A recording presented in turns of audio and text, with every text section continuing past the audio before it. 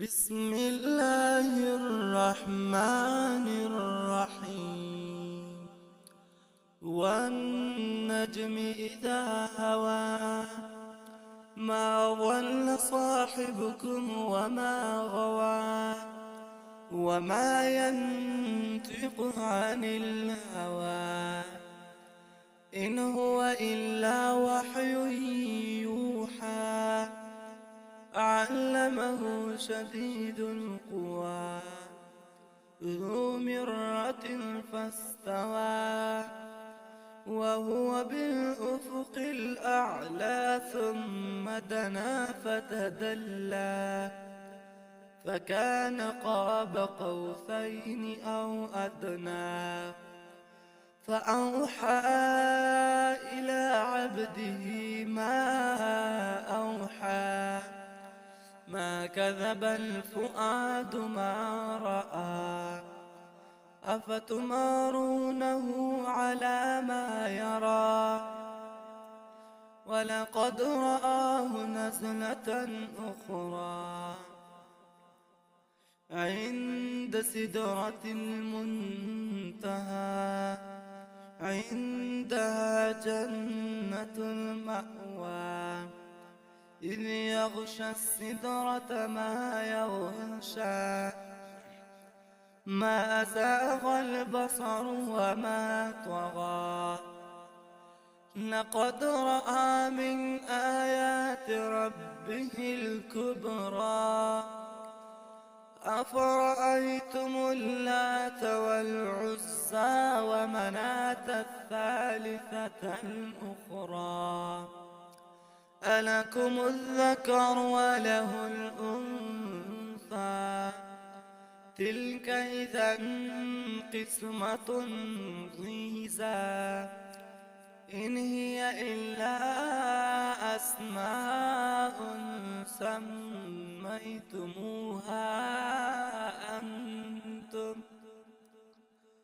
أنتم وآباؤكم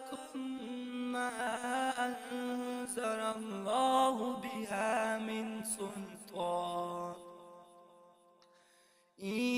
يتبعون إلا الظن وما تهوى الأنفس ولقد جاءهم من ربهم الهدى أم للإنسان ما تمنى فلله الآخرة والأولى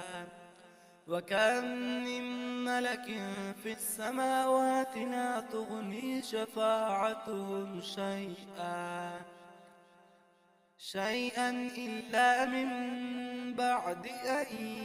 يأذن الله لمن يشاء ويرضى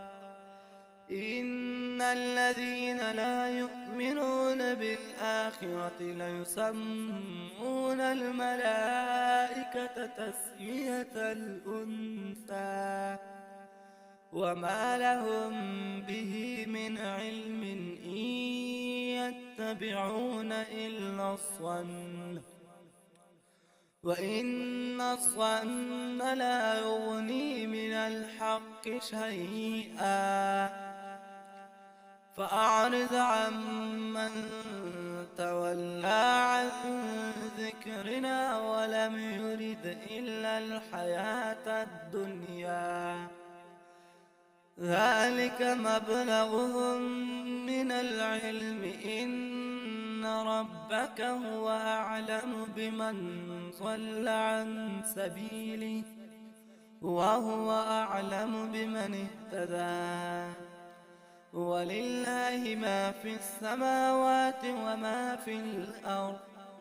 ليجزي الذين أساءوا بما عملوا ويجزي الذين أحسنوا بالحسنى الذين يجتنبون كبائر الإثم والفواحش إلا اللمم إن ربك واسع المغفرة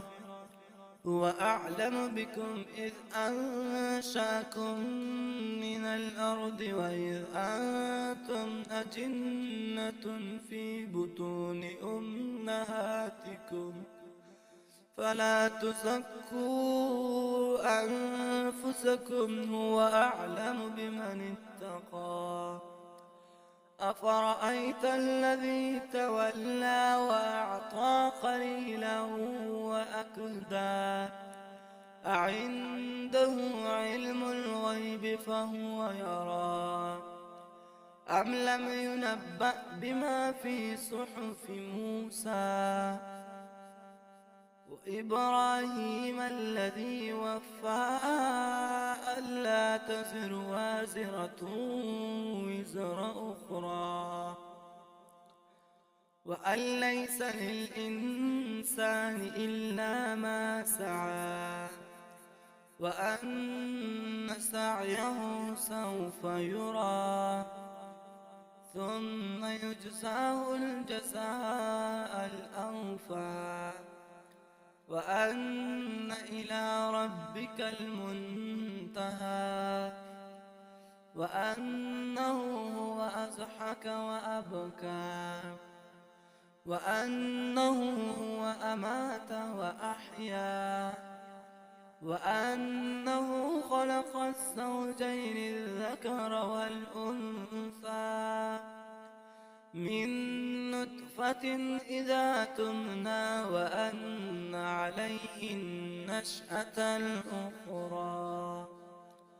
وأنه هو أغنى وأقنى وأنه هو رب الشعرى وأنه أهلك عادا الأولى وثمود فما أبقى وقوم نوح من قبل إنهم كانوا هم أظلم وأطغى والمؤتفكة أهوى فغشاها ما غشا فبأي آلاء ربك تتمارى هذا نذير من النذر الأولى أزفت الآزفة ليس لها من دون الله كاشفة أفمن هذا الحديث تعجبون وتضحكون ولا تبكون وأنتم سامدون فاسجدوا لله واعبدوا صدق الله العلي العظيم.